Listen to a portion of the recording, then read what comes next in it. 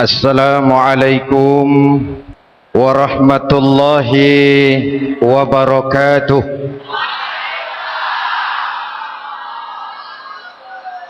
Alhamdulillah, wassalatu wassalamu ala sayyidina Rasulillah, sayyidina wa maulana Muhammad ibn Abdullah wa ala alihi wa sahbihi wa man tabi'ahu wa wala. La haula wa la quwwata illa billah. Subhanaka la ilma lana illa ma 'allamtana innaka antal alimul hakim. Wa la haula wa la quwwata illa billahil aliyyil azim. Saudara-saudara hadirin yang berbahagia, salah satu nikmat yang diberikan Allah kepada kita di dalam kehidupan ini ialah bahwa Allah Subhanahu wa ta'ala telah menciptakan segala sesuatu serba berpasang-pasangan. Dalam surah Yasin ayat 36 dijelaskan, Subhanallazi khalaqal azwaja kullaha mimma tumbitul ard wa min anfusihim wa mimma la ya'lamun. Maha suci Allah yang telah menciptakan segala sesuatu itu serba berpasang-pasangan, dari apa yang tumbuh di permukaan bumi, apa yang ada di dalam diri mereka sendiri, dan apa-apa yang mereka tidak mengetahuinya.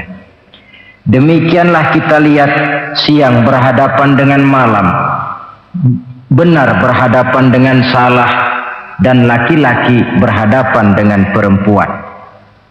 Setelah Allah menciptakan segala sesuatu itu serba berpasang-pasangan, maka Allah menetapkan aturan permainan yang mengatur seluruh kehidupan makhluk yang serba berpasang-pasangan itu.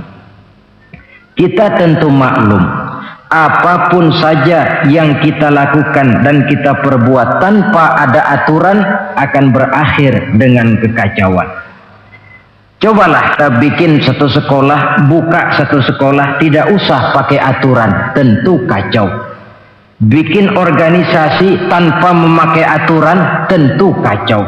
Demikian daripada kehidupan ini, kalau tanpa ada aturan, tentu kekacauan yang akan timbul.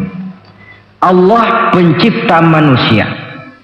Allah tahu benar kemampuan maksimal manusia. Oleh sebab itu, aturan permainan yang diturunkan Allah tentu sesuai benar untuk manusia.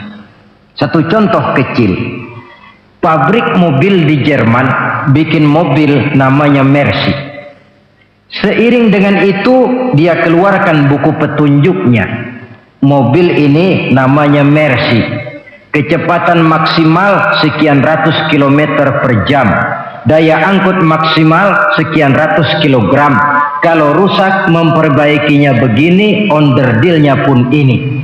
Karena pabriknya yang membuat mobil, lalu pabriknya pula yang mengeluarkan buku petunjuk, sudah tentu buku petunjuk itu sesuai benar dengan mobilnya. Dan tidak bisa kita punya mobil Mercy rusak, lalu kita perbaiki dengan menggunakan buku petunjuk yang dikeluarkan oleh pabrik mobil Toyota misalnya. Jelas mobil bukan tambah baik, malah makin hancur tidak karu-karuan. Kalau manusia menginginkan satu hidup yang baik, tidak ada pilihan lain, dia harus memakai aturan yang diturunkan oleh yang bikin manusia.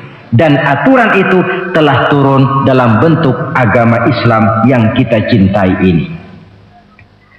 Manusia laki-laki dihiasi dengan perasaan senang cinta kepada perempuan. Itu biasa, normal, wajar. Tapi lalu Allah menurunkan aturan permainan yang kalau peraturan ini dilanggar akan membawa kerugian bagi manusia sendiri. Bahwa laki-laki senang sama perempuan itu normal.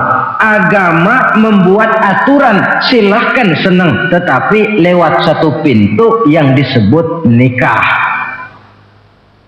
Kalau peraturan ini diabaikan, yang rugi tentu manusia sendiri.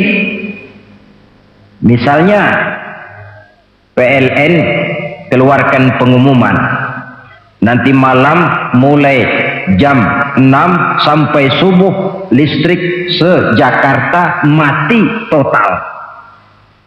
Kita ingat, ini nanti malam saya giliran ronda. Pagi-pagi sudah kita siap beli batu baterai, masukkan ke dalam baterai. Dari sejak kita beli sampai sore itu baterai kita soroti terus. Tentu setelah sore soak batu baterai itu.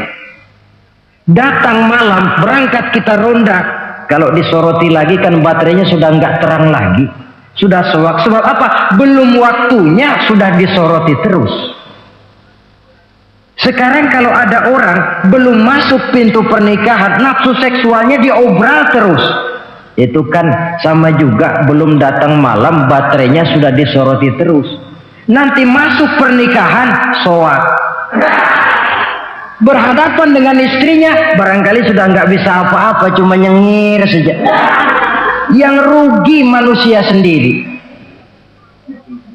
Itulah sebabnya Allah lalu mengatur bahwa laki senang sama perempuan lewat satu pintu yang disebut dengan nikah. Maka pada pertemuan kali ini kita akan bicara tentang nikah dalam Islam. Saya bagi kepada 3 masalah pokok saja. Pertama, pengertian dan kedudukan nikah menurut Islam. Yang kedua, motivasi pernikahan. Karena apa orang itu seharusnya melakukan nikah. Dan yang ketiga, membina rumah tangga bahagia menurut contoh Rasulullah Sallallahu Alaihi Wasallam.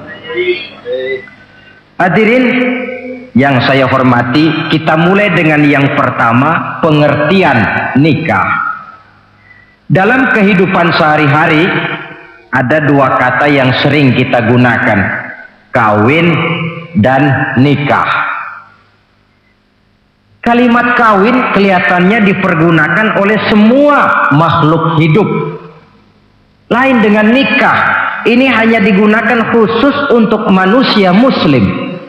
Makanya kita sering dengar orang bilang kucing kawin, ayam kawin, kambing kawin, dan belum pernah kita dengar ada ayam nikah atau kucing nikah. Sebab apa? Nikah ini cuma dipakai oleh makhluk bernama manusia yang muslim.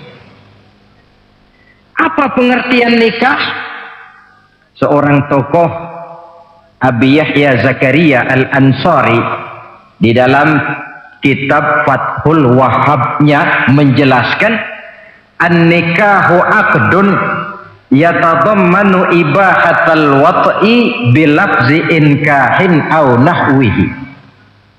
Nikah adalah akad, yaitu ijab dan qabul, yang akad ini menjamin dibolehkannya pergaulan bebas antara laki-laki dan perempuan. Jadi kalau sementara anak muda kita beranggapan bagaimana Islam ini kolot, masa laki-laki tidak boleh bergaul dengan perempuan, itu anggapan salah. Islam bukan saja tidak melarang, malah menganjurkan laki-laki bergaul dengan perempuan sebebas-bebasnya, sepanjang pergaulan itu bisa dipertanggungjawabkan baik menurut hukum negara, lebih-lebih menurut hukum agama. Coba orang kalau sudah akad, sudah ijab qabul, ada saksi, ada wali, selesai itu dia masuk ke dalam kamar berdua, bergaul di situ sebebas-bebasnya, itu saya kira 100% halal. Tidak perlu lagi orang curiga, tidak perlu lagi sembunyi-sembunyi. Kenapa? Ini bentuk pergaulan yang bisa dipertanggungjawabkan. Kalau tidak, dengan dalih new morality, kebudayaan modern, lalu melakukan yang disebut free love, free sex, samen liven, hidup bersama tanpa nikah alias kumpul kebo. Dan saya kira itu kebo cuma mewakili saja. Artinya begitulah kalau binatang itu kumpul. Sebab kumpul kucing pun saya kira begitu, kumpul ayam pun begitu. Kebo cuma mewakili binatang. dalam kalimat itu. Tengoklah berapa banyak sudah bayi-bayi yang lahir ke dunia ini tanpa tahu kemana dia harus memanggil bapak. Berapa banyak gadis-gadis bergelimpangan jadi korban dari orang-orang yang tidak bertanggung jawab. Itu semua merupakan ironi. Maka menjauhkan manusia dari aturan agama pada hakikatnya sama dengan usaha membinatangkan manusia. Bahkan kalau manusia sudah jauh dari aturan agama, sanggup berbuat lebih buas daripada binatang. Kita tahu yang namanya bajing itu makanannya cuma kelapa. Tapi bajingan itu bukan cuma kelapa, kabel telepon doyan kok bajingan itu. Jauh lebih buas daripada yang namanya binatang. Maka agama ini mengatur agar manusia sebagai makhluk yang mulia hidup secara mulia. Jangan manusia kita ini, binatang saja. Kalau saudara ada yang punya kucing di rumah, saudara taruh di depannya, saudara sendiri yang langsung kasih ikan di piring, kasih kucing. Aduh, dia akan makan dengan tenang, nikmat, lahap, tidak nengok kiri, tengok kanan. Kenapa? Dia yakin betul yang dia makan itu sudah resmi, sah. Sebab apa? Tuan rumah yang kasih. Tapi kalau si kucing ngambil sendiri di dapur, mencuri dia, setelah dapat dia bawa lari, makan pun tidak tenang. Kenapa? Mesti nengok kiri, nengok kanan. Rupanya instingnya pun bekerja. Ini bukan hak saya mencuri. Saudara-saudara, tengok orang yang sudah terlibat dalam pergaulan suami istri yang sah. Itu kan nggak perlu tengok kanan, tengok kiri, nggak perlu takut-takut. Kenapa? Sudah sah. Tapi kalau yang bukan istrinya, wah itu bu, sudah seperti kucing nyolong ikan, tengok kiri, tengok kanan, tidak pernah mengalami ketenangan. Itu selintas pengertian nikah. Lalu bagaimana kedudukan nikah menurut Islam? Ternyata nikah dalam pandangan Islam tidak cuma sekedar untuk memenuhi kebutuhan biologis manusia. Tidak cuma sekedar untuk memperkembangbiakkan keturunan, tidak cuma sekedar untuk mendapat ketenangan hidup. Lebih tinggi daripada sekedar itu, nikah dalam pandangan Islam ibadah. Jadi kalau kita ditanya, Pak, ibadah apa yang paling enak dalam Islam? Jawabannya jelas, nikah. Begitu enaknya ibadah yang namanya nikah ini, sampai yang sudah pernah pun pengen ulangan. Namanya ibadah. Tetapi tentu ada konsekuensi. Oleh karena nikah ibadah, dan semua ibadah dalam Islam tidak boleh dikerjakan setengah hati atau main-main. Sholat ibadah, tidak boleh main-main atau setengah hati atau coba-coba. Puasa ibadah, tidak boleh main-main, setengah hati atau coba-coba.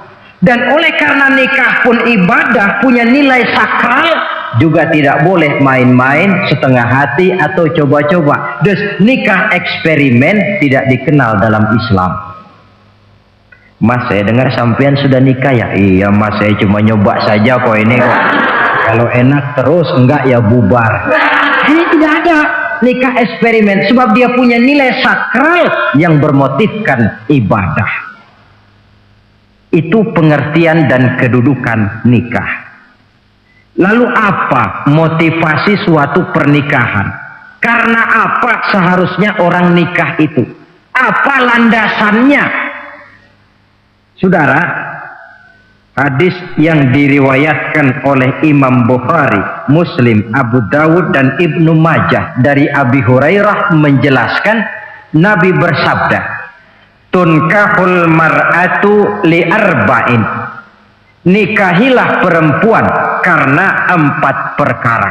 Kalau dia perempuan, tentu nikahilah laki-laki karena 4 perkara.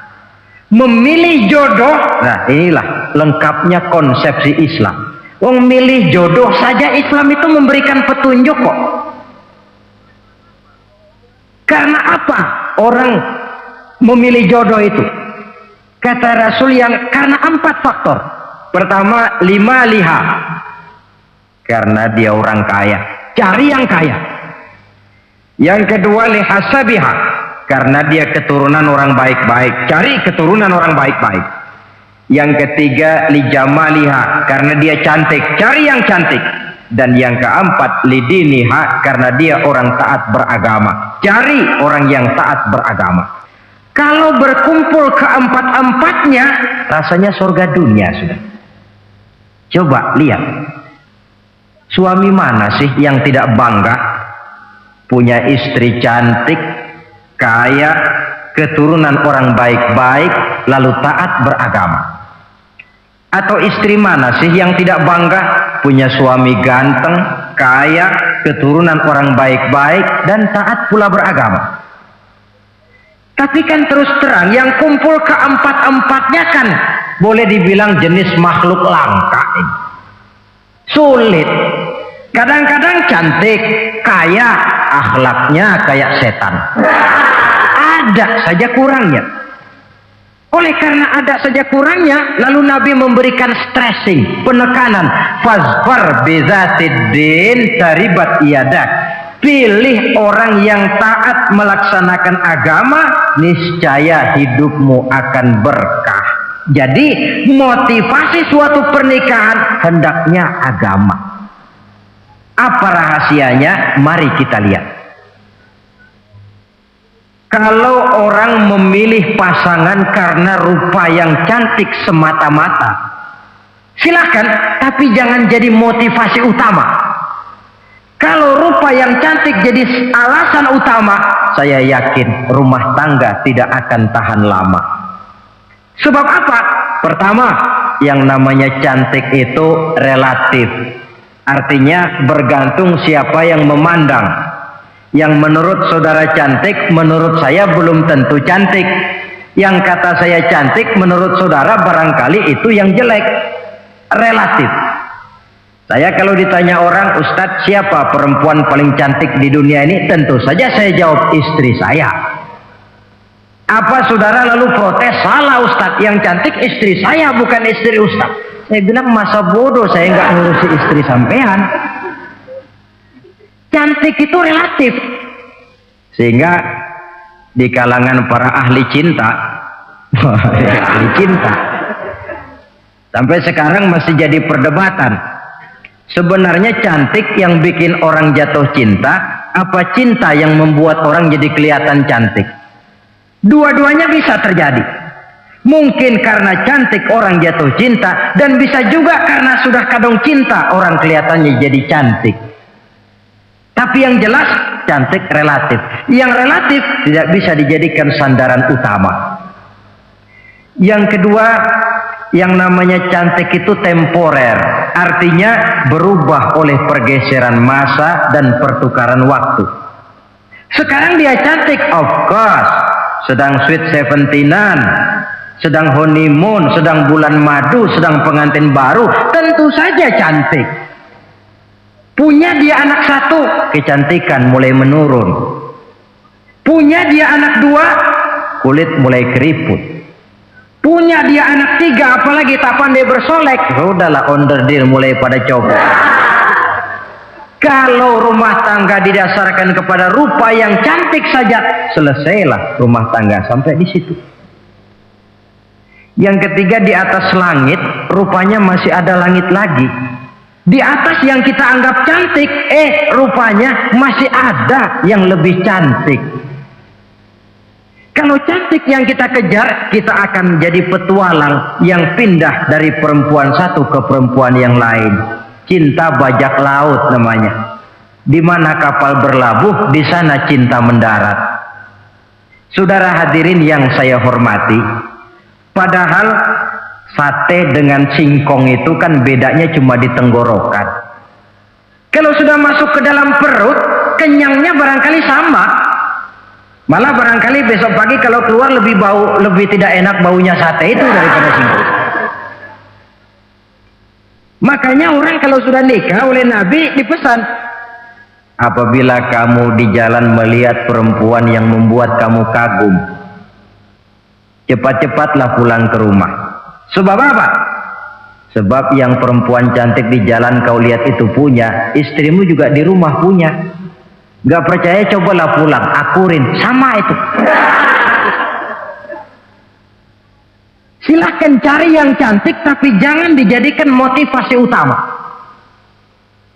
Yang kedua, kalau perkawinan pernikahan cuma karena harta, silahkan cari yang kaya. Tapi kan harta itu, kata Imamul Ghazali, al-mal zillun zail, harta bagaikan bayangan. Sore di sebelah barat, tengah hari di tengah, sore pindah ke sebelah timur. Hari ini dia kaya, besok dia bangkrut. Roda itu berputar. Kalau harta dijadikan pilihan utama, boleh jadi dalam hidup berumah tangga ada pepatah, ada uang abang disayang, tidak ada uang abang melayang. Artinya pun rumah tangga tidak akan tahan lama. Yang ketiga, kalau karena keturunan, persilahkan cari keturunan yang baik-baik. Namun toh pada akhirnya orang diajarkan bahwa kita ini mau besar atau tidak, bukan dengan jalan menyempeng kepada kebesaran orang lain, tetapi ditentukan oleh kepribadian kita sendiri. Sekarang kalau karena agama, Nabi berikan penekanan fazfar bizatid din taribat yadak. Pilih orang yang taat beragama, niscaya hidupmu akan beruntung. Apa rahasianya? Tidak lain rumah tangga Rasulullah Shallallahu Alaihi Wasallam. Yang ini artinya kita sudah masuk kepada bagian ketiga, bagaimana membina rumah tangga bahagia menurut contoh baginda Nabi. Saudara, bagaimana sih rumah tangga Rasul itu? Kelihatan dari dua ucapannya, pendek, singkat, tapi punya pengertian filosofis yang mendalam. Dua kalimat saja beliau bilang tentang rumah tangganya, yaitu baiti jannati, rumah tanggaku laksana sorga bagiku. Bayangkan, kalau seorang suami sudah mampu berkata macam begitu, bahagia hidupnya. Ini barangkali tantangan buat kita semua. Mampukah kita di rumah tangga berkata semacam perkataan beliau tadi? Baiti jannati, rumah tanggaku laksana surga bagiku. Padahal dari sejarah kita baca, Rasul itu rumahnya kecil. Tidurnya di atas pelepah daun korma, sampai berbekas di pipinya. Sarapan paginya seteguk zam-zam, sepotong roti, kadang-kadang 3 butir korma. Tempat tidurnya bukan alga spring bed atau Dunlopillow macam kita punya. Di rumahnya tidak ada mebel spaghetti model yang lagi ngetop-ngetopnya. Entoh di tengah rumah macam itu, beliau sanggup berkata, baiti jannati.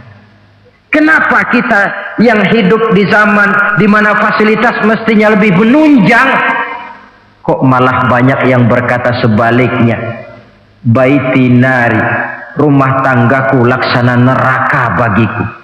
Padahal dilihat dari segi materi, rumahnya bertingkat, mobilnya serba berkilat, uangnya banyak berlipat-lipat, istri pun cantik memikat, kadangkala boleh jadi jumlahnya 4.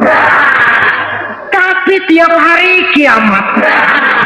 Kenapa ini? Marilah kita lihat. Ternyata rumah tangga Rasul itu motivasinya tidak lain agama. Agama menuntun suami dan istri masing-masing untuk tahu kewajiban dan tahu haknya. Kalau kewajiban sudah dilaksanakan, lalu hak diberikan, akan timbul pengertian, understanding. Kalau sudah ada saling pengertian, akan timbul ketenangan, feeling of security. Dan ketenangan tangga utama untuk mencapai yang disebut bahagia. Itu sebabnya hakikatnya membicarakan rumah tangga yang berdasarkan agama tidak lain adalah bagaimana seharusnya seorang suami melaksanakan kewajibannya dan seorang istri melaksanakan tugasnya. Artinya kewajiban suami itu apa? Kewajiban istri itu apa? Kewajiban istri hak suami, kewajiban suami hak untuk istrinya menurut tuntunan dan tuntutan agama. Saudara hadirin, menurut hadis riwayat Abu Dawud dari Muawiyah bin Haidah, satu hari Rasul ditanya, "Ya Rasul, apa sih hak istri-istri kami ini? Artinya kewajiban kami sebagai suami ini apa?" Rasul menjawab, pertama, anta ta'amaha iza ta'imta. Kau beri istrimu makan sebagaimana engkau makan. Kewajiban seorang suami yang pertama. Kewajiban yang menyangkut masalah pangan. Dan di sini rumah tangga berfungsi sebagai pengatur ekonomi. Seorang suami yang adil, makanan yang dia makan sama dengan makanan yang dimakan oleh istrinya. Adalah zalim seorang suami. Kalau punya duit dia mampir di restoran, dia makan yang enak-enak, opor ayam, rendang telur, gulai, kare dan sebagainya. Istrinya di rumah cuma toge sama kangkung tiap hari. Istri berhak nuntut karena itu hak dia. Nah, saudara hadirin, tetapi seorang istri pun kalau sudah diberikan nafkah oleh suaminya untuk mengatur makanan, dia harus pandai mengaturnya dengan sebaik-baiknya. Menu yang teratur, gizi yang lengkap, dan saya kira yang namanya 4 sehat 5 sempurna itu kan tidak berarti bahwa hidup ini harus serba mewah, tidak. Yang penting ada variasi sehingga tidak merangsang suami untuk makan di luar. Jangan misalnya tahu suaminya senang jengkol lalu tiap hari saja jengkol. Itu kan bisa kejengkolan suami. Dengan demikian, masalah yang kelihatannya sepele tetapi yang sebenarnya bisa menjaga keharmonisan atau malah keretakan rumah tangga harus kita perhatikan dengan sebaik-baiknya.